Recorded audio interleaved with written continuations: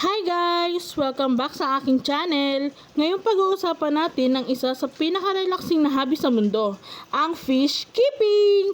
Kung beginner ka pa lang at gusto mong mag-alaga ng isda, para sa'yo ang video na to. Alam nyo ba na ang panonood ng isda sa aquarium ay nakaka-relax at nakakabawas ng stress? Bukod pa doon, natututo tayo ng responsibility, patience at proper care sa mga alaga natin. Siyempre, para makapagsimula, kailangan natin ng aquarium tank. Yan, aquarium tank. Air pump.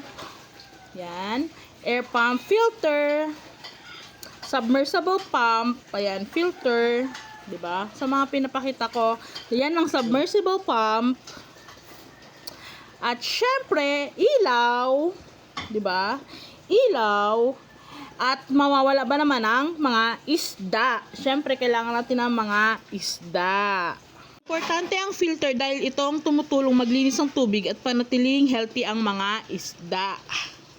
Syempre, kung beginner ka pa lang, pwede kang magsimula sa mga easy to care fish tulad ng yan, goldfish, nakikita niyo yung pinapakita ko, guppies, and mga mollies. Ayan, yung mga pinapakita ko sa tab, guppies and mollies yan.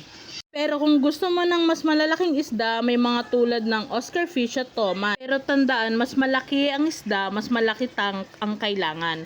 So, huwag sosobrahan ang pagpapakain. Kapag sobrang pagkain, nadudumihan ng tubig at pwede magkasakit ang isda. Mag-water change ng 20 to 30% bawat linggo para manatiling malinis ang aquarium. Ang fish keeping ay hindi lang hobby guys, isa itong commitment.